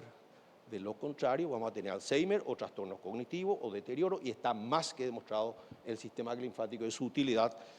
Entonces es muy importante. ¿Qué más? Estimulación magnética eléctrica. Ahí está la paciente con un estimulador eléctrico. Hizo primero estimulación magnética y después ya pasó a estimulación eléctrica, que es totalmente ambulatoria, totalmente más simple. Terapia manual, actividades familiares y actividades sociales, básicamente. Para terminar, entonces, el dolor crónico primario es un compromiso de todos reconocer. Tenés más de 3 meses de dolor, no hay estudios que muestren la causa, que te vea alguien relacionado a dolor para que te evalúe un poco más profundamente. El dolor crónico es una enfermedad que sí se debe tratar y sí tiene diagnóstico y tratamiento, y el dolor crónico, nuestro objetivo es bajar por lo menos 50% del dolor. 70% de los pacientes nos van a agradecer. Y si a eso le agregamos un ambiente social, un ambiente familiar, un ambiente laboral, mucho más ellos van a estar aliviados. La epigenética es fundamental. No somos víctimas. Mi papá tuvo diabetes. Mi mamá tuvo, pobrecita, hipertensión arterial. Error. 20% es la carga genética, 80% es epigenética. Error total, eso culparle a nuestros pobres padres, de que por culpa de ellos no asumimos nuestra responsabilidad, básicamente. Somos arquitectos del presente y futuro, la calidad de vida va a depender de los factores bien puntuales, bien demostrados: alimentación, ejercicios, emociones, sueño, y sin lugar a dudas, le felicito a los presentes y le agradezco también la presencia, porque no hay que quedarse en ese miedo nomás, hay que procurar crecer, hay que procurar evolucionar, hay que procurar transformarnos. Yo le conozco a médicos que son clínicos y fueron jefes de unidades de dolor de centros importantes europeos. En ese sentido, hace años hacemos cursos dedicados a posgrado en dolor. Tiene el aval de la Facultad de Ciencias Médicas, el programa, el certificado de la Facultad de la UNA, cursos de acupuntura dirigido por un colega que vivió muchos años en San Pablo. Muchísimas gracias una vez más y agradezco una vez más a la Sociedad Paraguaya de Medicina Interna. Muchísimas gracias a los expositores, estuvieron brillantes en tiempo, en ciencia, en todo. Así que muchísimas gracias a ustedes. ¿Sí?